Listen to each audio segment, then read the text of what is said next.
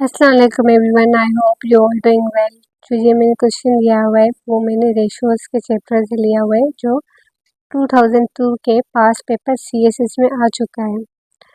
Ratios को हमने पहले एमसीक्यूज किए थे, ये रेशियोज के फार्मूले आज कैसे इम्प्लीमेंट होते हैं वो हम इस क्वेश्चन से देखेंगे। और ये बेसिक क्वेश्चन है तो इसलिए मैंने ये क्वेश्चन लिया है। The following data apply to AL Kesar Company million of dollar. Cash इसने दी हुई है for 100, फिर फिक्स एसेट दी हुई है, सेल्स दी हुई है, नेट इनकम दी हुई है, क्विक रेशो दिया हुआ है, करंट रेशो दिया हुआ है और एवरेज कलेक्शन पीरियड दिया हुआ है 40 और return on equity 12%। Kesar has no preferred stock, मतलब जो स्टॉक है मतलब शेयर होल्डर इक्विटी है वो जो है वो प्रिफर्ड इक्विटी नहीं है, सिर्फ क्या है कॉमन इक्विटी है। और जो करंट लायबिलिटीज है और लॉन्ग टर्म डेट है। तो हमें रिक्वायर्ड क्या है, हमें क्या फाइंड करना है, account receivables, current liabilities, current assets, total assets, return on assets, common stock equity and long term date. ये हमारी डेटा है जो हमें दी गई थी और ये जो हमें ने कहा कि प्रेफर्ड स्टॉक है ही नहीं। और क्या है हमारे पास common stock, current liabilities and long term debt. तो हमें फाइंड करने के लिए पहले क्या कहा था, अकाउंट रिसीवेबल। तो अकाउंट रिसीवेबल्स का जो फार्मूला होता है जो हम बनाएंगे किससे, एवरेज कलेक्शन पीरियड से, क्योंकि एवरेज कलेक्शन पीरियड हमें दिया हुआ है।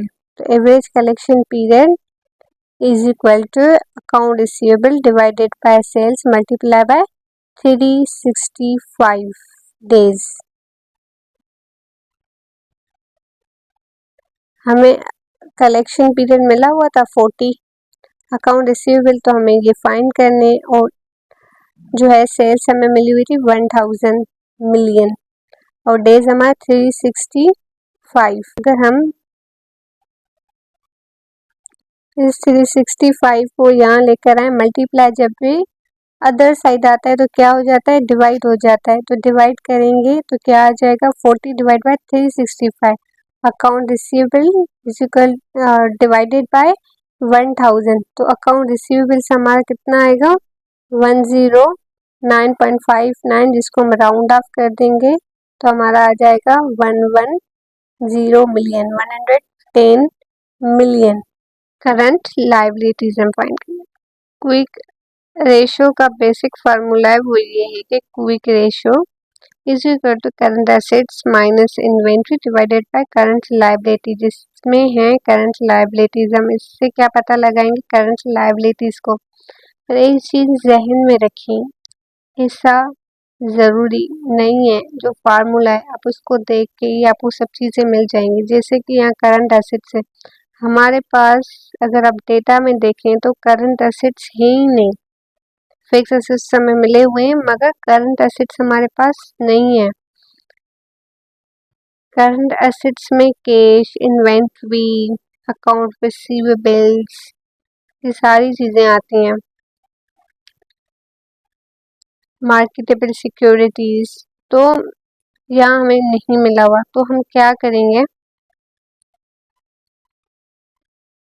करंट एसेट्स हमें नहीं है बट हमें क्विक रेशो का पता है। क्विक रेशो में करंट एसेट्स नहीं आते, क्विक रेशो में क्विक एसेट्स आते हैं। इन्वेंट्री हम इसलिए ही माइनस करते हैं क्योंकि पता नहीं वो 2 महीने या 3 महीने लगाएगी सेल्स करने में और इन्वेंट्री को कैश होने में। तो हम इसलिए क्या करते हैं, इन्वेंट्री मैन। तो हम ऐसा भी कर सकते हैं, क्विक रेशो की जगह पर क्विक करंट एसेट्स और इन्वेंट्री की जगह पर यहाँ जो है हम क्या लिखें, क्विक एसेट्स। तो हमें यहाँ मैंने लिखा हुआ as we know the quick ratio is 2, तो क्विक रेशियो से ही हम फाइंड करेंगे। तो हम क्विक एसेट्स हमारे कौन से होते हैं, अकाउंट रिसीवेबल्स। अगर मैंने कोई चीज़ सेल कर दी है, उसकी एक फिक्स डेट होगी जिस पे मुझे पैसे मिलेंगे, और कैश मेरे पास जो अवेलेबल है वो भी क्विक ही है, मैं कहीं पे भी यूज़ कर सकती हूँ। इसके अलावा सिक्योरिटीज, मार्केटेबल सिक्योरिटी का भी यही सीन है कि अगर मैं चाहूँ तो उसका वैल्यू डिक्रीज भी नहीं होगा और मैं वो सेल कर सकती हूँ किसी भी टाइम, और वहाँ से मैं कैश जनरेट कर सकती हूँ कहीं और इस्तेमाल करने के लिए। तो मैं क्या लगाऊँ, 2 रेशो है मेरा, 100 मेरे पास क्या है, कैश, और मार्केटेबल सिक्योरिटी 110 है अकाउंट रिसीवेबल्स, और उसको मैं डिवाइड कर दूंगी कि करंट लायबिलिटीज से। मेरी करंट लायबिलिटीज मुझे पता करनी है, तो मैं करंट लायबिलिटीज को अगर यहाँ लेके आऊँ तो 210 अलग हो जाएंगे, और करंट लायबिलिटीज यहाँ 210 को डिवाइड कर दूंगी 2 से, तो मेरी करंट लायबिलिटीज कितनी बनी, 105 मिलियन। अब है करंट एसेट्स भी मुझे फाइंड करने। करंट एसेट्स जब मुझे फाइंड करने होंगे तो मैं करंट रेशियो से फाइंड करूंगी। जैसे मुझे गिवन में क्या है, करंट रेशियो 3,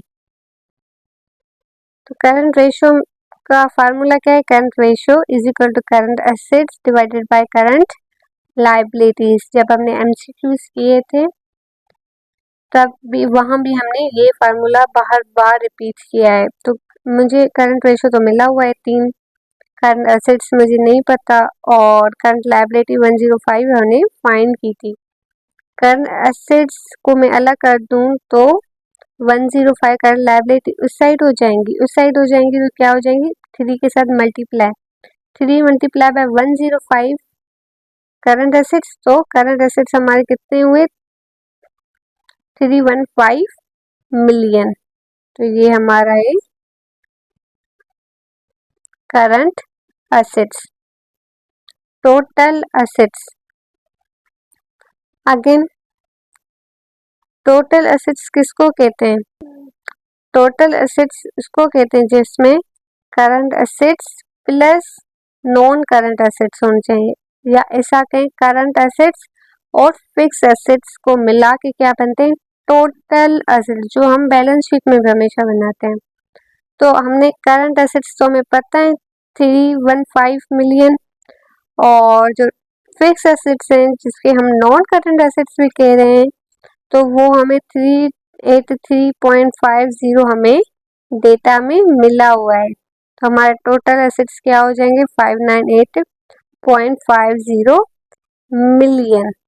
फिर हमें रिटर्न ऑन एसेट्स, जो हमने एसेट्स इस्तेमाल किए सेल्स को या कैश को जनरेट करने के लिए, रेवेन्यू को जनरेट करने के लिए, उसमें हमें रिटर्न कितने मिले, तो इसका फार्मूला है return on assets sales divided by total assets multiply by 100। जो हमने सेल्स की उस पे हमें टोटल एसेट्स कितने मिले, वो परसेंटेज में, पर सेल्स जो है वो है 1000 और टोटल एसेट्स है 598.5 मिलियन, एंड मल्टीप्लाई हम 100 से इसलिए करें क्योंकि हमें रिटर्न ऑन एसेट्स जो हमें सारे प्रॉफिटेबिलिटी रेशियोज होते हैं हम उनको जो है फाइंड करते हैं परसेंटेज में। तो हमारे पास क्या आया, 1.670 मल्टीप्लाई बाय 100, तो रिटर्न ऑन एसेट्स हमारे कितने में 167%। 6 जो हमारी रिक्वायरमेंट है वो है कॉमन स्टॉक इक्विटी। जो हमारे पास एसेट्स हैं वो उसमें कॉमन स्टॉक इक्विटी कितनी है, मतलब ओनर ने कितना इन्वेस्ट किया है उसमें। तो रिटर्न ऑन इक्विटी से हम फार्मूला से ही पता लगाएंगे common stock equity. Return on equity का जो फार्मूला होता है वो है net income divided by equity multiply by 100। 12 जो है हमें मिला हुआ है रिटर्न ऑन इक्विटी, जो हमें डेटा में मिला हुआ है। उसके बाद नेट इनकम हमारी है 50 net income multiply by 100 divided by equity. तो अगर हम 100 को उस साइड ले जाएंगे तो वो डिवाइड में आ जाएगा। फिर हमने इक्विटी 0.15 50 के साथ इक्विटी को अलग कर दिया यहाँ हमने, तो 50 को किससे डिवाइड कर देंगे 0.12 से, तब हमारी इक्विटी जो आएगी 416.7667 मिलियन। 7 जो है हमारा long term date. Long term date find करने का सच कोई स्पेसिफिक फार्मूला नहीं होता, मगर अगर आप बैलेंस शीट को जानते हैं तो आप पता लगा सकते हैं टोटल एसेट्स किसके बराबर होते हैं, टोटल लायबिलिटीज एंड इक्विटी। तो जो टोटल लायबिलिटीज होते हैं वो किसके इक्वल होते हैं, current liabilities plus non current liabilities.